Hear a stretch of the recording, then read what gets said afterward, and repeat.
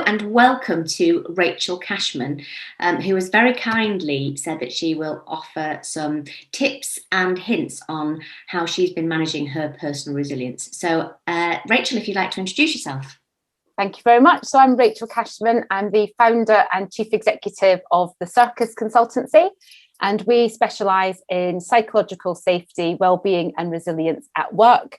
My previous work history is I worked for the pharmaceutical industry, but predominantly the NHS as well for a long time, and started my career way back when in a secure unit for heroin and methadone detoxification. So bring lots of different strands to my experience, and it's a pleasure to be with you. Oh, thank you, Rachel. Thank you. So what people would really love to know is, what is your personal resilient tips or things that you have done to support your personal resilience over the past 12 months, throughout since we first went into lockdown a whole year ago? Yeah, it's been a real journey for me, lockdown, actually. I don't even like the phrase journey, but it really has, in terms of understanding what my body and my mind needed at different points. And so my first tip is about variety. So this time last year, I went to a particular Zumba class and I was like, I can do this for a year. It doesn't matter how long it takes. I could do this forever. By lockdown 2, I never wanted to see that Zumba class again, but I needed something to motivate me to get into exercise.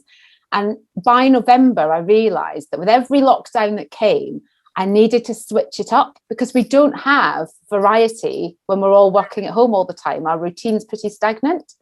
So that was one of the biggest mind shifts for me in lockdown, was how do I create variety and motivation that keeps my spirits up and my kind of physical health going as well. Yeah, that's good. That's a first for us. As you know, we've had a number of people here, but it's actually really logical. Yeah, but I didn't realize it at the time.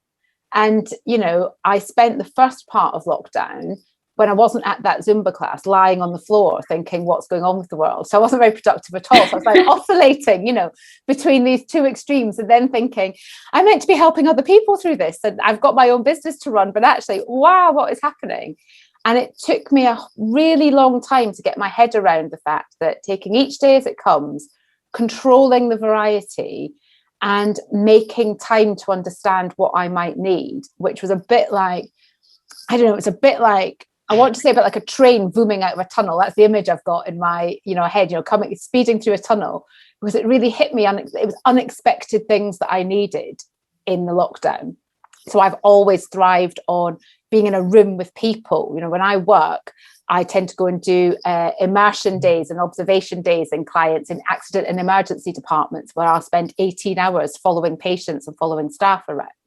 That went out the window the minute we got locked down. So there was a real adjustment for me in connecting with people through a screen, which I'm not that comfortable doing. And I've had to learn to do that when I really feed off being in a room with other people. So a combination of that isolation, that need to communicate and connect, also thinking, what's going on? What have I done? As you know, I moved in with my partner and his 2 kids and dog at the start of lockdown. So there was that adjustment going on for me as well. So it's like this whirlwind of things. And eventually I realized it's the classics: hydration, good diet, keep in touch with your friends, mix up the variety of what you do to motivate you, all of that. But it took me the whole year to get to that point where I was like, oh, no. If we were locked down tomorrow, I might be able to have a program plan to do it better. Yeah. Maybe there's something in that. Maybe we should do that. Oh, thank you so much for sharing your perspective. I really appreciate it. Thank you. Pleasure.